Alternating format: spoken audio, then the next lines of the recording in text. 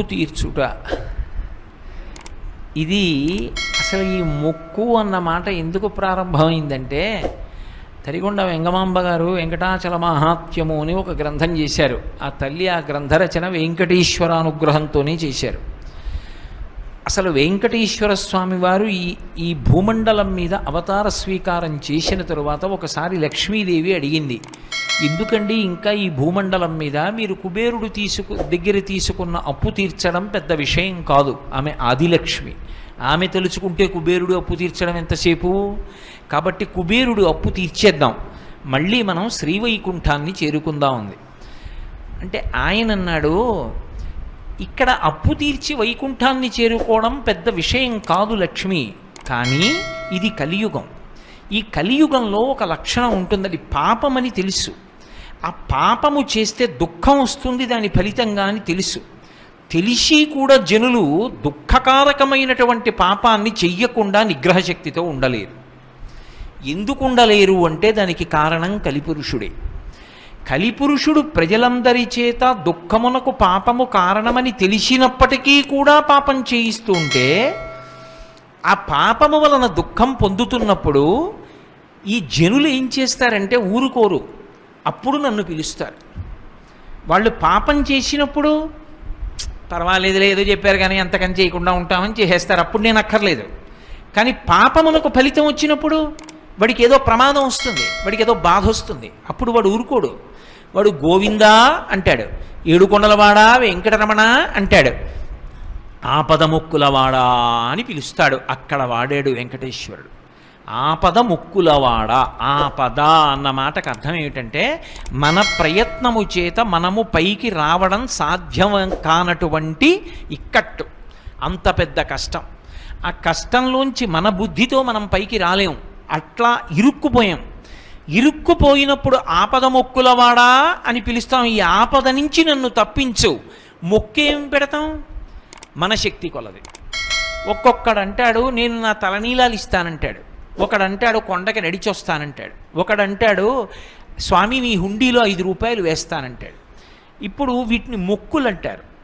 మొక్కు అన్న మాట మీరు జాగ్రత్తగా గమనించాలి. వెంకటేశ్వర స్వామి వారి హృదయం ప్రకారం అయితే వ్యాపారము కాదు, అది పాపము వలన దుఃఖం వస్తోందని వాడు తెలుసుకోవాలి. తెలుసుకుని పిలిచావు పరమేశ్వరుణ్ణి, ఆయన ఏం చేస్తాడు? నేను ఆదుకోకపోతే ఎవరు ఆదుకుంటారు లక్ష్మి? అందుకుని ఉంటాను ఈ కలియుగంలో వెంకటాచలం మీద. ఎవడు ఎక్కడ ఎంత మౌనంగా లోపల లోపల పిలిచినా నాకు వినపడుతుంది, నేను వింటాను, వాణ్ణి ఉద్ధరిస్తాను ఆపదలోంచి. వాడు నా మొక్కు తీరుస్తాడు, ఆ డబ్బు పట్టుకొచ్చి నా హుండీలో వేస్తాడు. నేనేం చేస్తానో తెలుసా?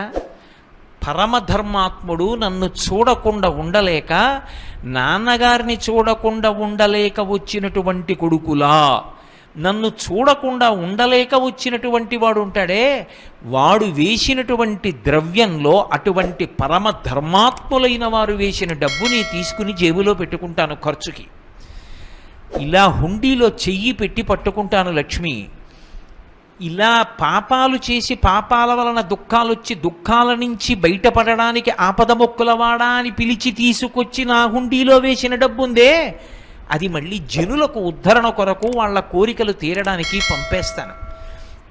నా పేరు మీద ఎన్ని జరుగుతాయో, నిత్యాన్నదానం జరుగుతుంది, ఆరోగ్యం జరుగుతుంది, చెట్లు నాటుతారు, ఎన్ని ప్రయోజనాలు, వాటికి వెళ్ళిపోతుంది ఆ డబ్బు. అక్కడ వాడాడు మొక్కన్నమాట. అంటే పాపము వలన దుఃఖం వచ్చిందని ఒకసారి తెలుసుకున్న తరువాత ఇక వాడు పాపము జోలికి వెళ్లకుండా ఉండడం నాకు ఇష్టం. అది వెంకటేశ్వరుడి యొక్క అభిప్రాయం. ఇప్పుడు మొక్కు అంటే ఆ ఆపత్కాలమునందు నువ్వు ఒక సంకల్పం చేసుకున్నావు, ఈశ్వరా నన్ను ఈ ఆపద నుంచి గట్టున పడై, నేను పట్టుకొచ్చి 1 రూపాయి హుండీలో వేస్తా, లేకపోతే నువ్వు నన్ను గట్టున పడై ₹1 నీ హుండీలో వేస్తాను అన్నావు. ఆపద నుంచి గట్టున పడిపోయావు, నీ దగ్గర కోట్లు నుండి ₹1 ఇస్తా అన్నావా? ఆ ఆలోచన ఉండదు. అందుకే చెప్పాను వ్యాపారము కాదు అని చెప్పాను. అది వెంకటేశ్వరుడే అంగీకరించాడు. ఒకసారి ఆపద వచ్చిన తరువాత మాత్రం వాడు బుద్ధిని దిద్దుకోవాలి. ఇప్పుడు మొక్కు తీర్చుకొనుట అన్న మాటకు అర్థం ఏమిటంటే, నేను ₹1 స్వామివారి హుండీలో వేస్తాను అని చెప్పాను. స్వామివారి హుండీలో రూపాయి వేస్తాను అంటే నా పక్కింటి వాళ్ళు తిరుపతి ఎడుతున్నారనుకోండి, నేను పక్కింటి వాళ్ళకి రూపాయి ఇచ్చి హుండీలో వేయండి అని పంపించకూడదు. మొక్కు ఎప్పుడు తీరుతుంది? నేను హుండీలో రూపాయి వేస్తాను అన్న మాటకు అర్థం నేను తిరుపతి వచ్చి అని కాదు. నేను తిరుపతి వెళ్ళాలి. నేను వెంకటాచలం వెళ్ళి స్వామిని దర్శించి, స్వామి నాకు కేవలము ధర్మమునందు అనురక్తిని ప్రసాదించమని ప్రార్థన చేసి ఈ రూపాయి పట్టుకెళ్ళి హుండీలో వెయ్యాలి. అప్పుడు నా మొక్కు పూర్తవుతుంది. అంతేకాని రూపాయి వేస్తానన్నాను కదండి, రూపాయి పంపించేశానుగా, నా మొక్కు ఎందుకు తీరదు అని అడక్కు. రూపాయి వేస్తాను అన్న మాటకు అర్థం నేను వచ్చి వేస్తాను అని. వేస్తాను చేస్తాను అంటే నేనే, అంతే దాని అర్థం. కాబట్టి మనమే క్షేత్రమునకు వెళ్ళాలి, వెళ్ళి ఆ మొక్కు తీర్చుకోవాలి. మొక్కినప్పుడు మీరు ఏ భాష వాడారన్నది ప్రధానం కాదు. ఎప్పుడైనా కూడా అందులో ప్రధాన ప్రయోజనం ఏది అంటే, ఇక పాపము వైపునకు దృష్టి పోకుండా, ఒకసారి ఎవడు మనని ఉద్ధరించాడని అనుకుంటున్నామో వాడి దగ్గరికి వెళ్ళి ఒకసారి కృతజ్ఞత చెప్తామా చెప్పమా? మీరు ఆలోచించండి. నాకు ఏదో ఆపద వచ్చిందండి, నేను ఎవరినో అడిగాను, అయ్యా చాలా ఆపదలో పడిపోయానండి, మీరు నన్ను ఎలా అయినా ఈ ఆపద నుంచి కాపాడండి అని అడిగాను. ఆయన అన్నాడు, కోటేశ్వరరావు గారు అది పెద్ద విషయం కాదు, నేను తప్పకుండా కాపాడతాను, మీరేం బెంగపెట్టుకోకండి అన్నాడు. ఒక 3 రోజులు పోయిన తర్వాత నాకు ఆయన కబురు చేశాడు, అయ్యా మీకు ఆపద లేదు, మిమ్మల్ని ఆపద నుంచి బయటపడేశాను, మీరు ఇప్పుడు ఏ ఇబ్బంది లేదు, సంతోషంగా ఉన్నారన్నాడు. ఇప్పుడు నేను ఓ 2 యాపిల్ పళ్ళు ఇంట్లోకి తీసి ఎవరికో ఇచ్చి పట్టుకెళ్ళి ఆయనకి ఇచ్చి చాలా సంతోషించాను, నన్ను ఆపద నుంచి బయటపడేసినందుకు ఈ 2 యాపిల్ పళ్ళు తినమను అని పంపిస్తానా? అవి 2 యాపిల్ పళ్ళే అయినా నేనే పట్టుకుని వెళ్ళి నా 2 చేతులతో ఇచ్చి సంతోషాన్ని ప్రకటన చేస్తానా? మొక్కు అన్న మాటకి వెనక ఆపద అన్న ఒక మాట ఉంది. ఆపద నుండి వినిర్ముక్తమైనప్పుడు కృతజ్ఞతావిష్కారము కనుక నీవు వాడు నిన్ను బయట పడవేస్తాడన్న నమ్మకంతో, దానికి సంకేతంగా నీ భక్తికి నమ్మకంగా, నీ భక్తికి ప్రతినిధిగా పట్టుకొచ్చి ఏదో ఇస్తానన్నావు కనుక, అది అలా అన్నావా అలా అనలేదా అని కూడా విచారణ చేయకుండా యథార్థమునకు నువ్వు వెళ్ళి కృతజ్ఞతని ప్రకటనం చేసి సమర్పణం చేసి రావడం మొక్కు తీర్చడం అవుతుంది.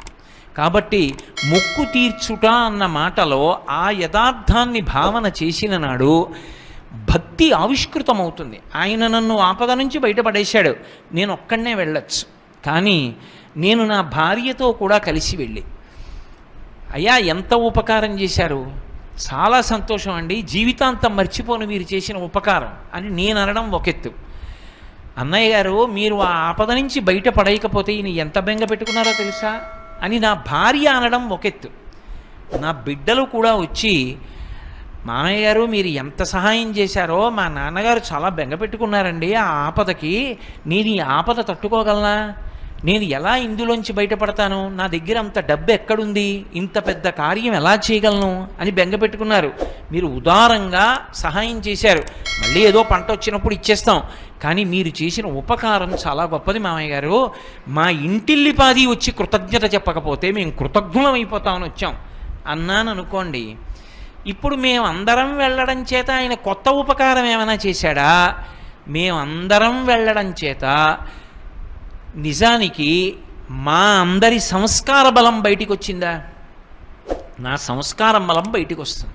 అందుకే మొక్కు అన్న మాటని విశాల పరిధిలో ఆలోచించినప్పుడు నీ శక్తి కొలది నీ ఆపద గట్టెక్కినప్పుడు సంతోషించిన వాళ్ళందరితో కలిసి నువ్వు వెళ్ళవచ్చు.